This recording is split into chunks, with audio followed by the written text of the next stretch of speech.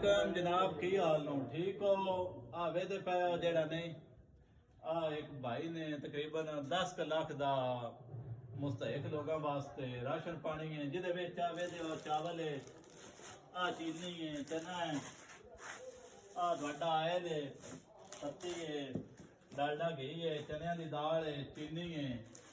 माशाअल्लाह बड़ी गल है जेड़ा नहीं ये घर ने तकरीबन 10 लाख दा राशन पानी मुख्तलिफ चीज़ां जड़ियां आख्या बा मुस्तहिक लोगों तक पहुँचा देंगे। बड़ी अच्छी गल है राशन, बड़ी अच्छी गल है कि इस तरह का काम होवे पिंड विच। सिर्फ उन्हें कहा कि पिंड की हद तक जड़ा नहीं ये चीज़ां तकसीम कीतियां जा सकदियां ताकि मुस्तहिक लोग जी रमज़ान पैकेज इस समझ लो। रमज़ान तो पहले उन्होंने खुद ब खुद लिस्ट बना ली है, घर के अंदर तकसीम कर देना है। असी आख्या आवाम नूं दस दईए अगर इस किस्म दी चीज़ां हुण हर बंदे तक पहुँचन। 2 दाड़ा नो चनिया दी है, चीनी है, ये तकरीबन उन्होंने 10 लाख का ना मिक्स करके पत्ती है, घी है, इधर बाहर लैन वेदे पाओ घी है, नाल आटा है।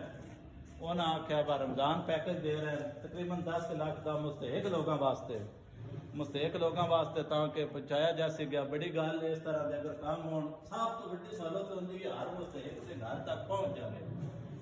तो मैं आख्या आवाम को दस दईए इस किस्म की चीज़ पाओ ताकि डायरैक्ट मुस्तहिक लोगों ने फायदा भी होवे, तुहाडे अपने पिंड के अंदर फायदा होवे। बड़ी गल है, कोशिश किया करो तुम भी अगर चीज़ां होण बंदियां दा डायरैक्ट जड़ा भी इस हवाले नाल फायदा हो जाए। घी है, आयल है, सारा कुछ तकरीबन 100 घर का ना पैकेज बनाया ना, 100 घर के अंदर खुद ब खुद पहुँचा देना। लिख लैन जेड़े जेड़े घर ना ये दाणा जे कुछ 100 घर के अंदर तकसीम किया जासी। रमज़ान पैकेज है, उन्हें आख्या साडा नां नहीं लेना, उन्होंने नां नहीं लेना, लिहाजा हर मुस्तहिक लोगों तक घर पहुँचाया जासी। मैं क्या आवाम ने दसिए तुम भी इस पास आओ ताकि अगो आवाम गरीबों मुस्तहिक लोगों की सहूलत हो। अस्सलाम वालेकुम।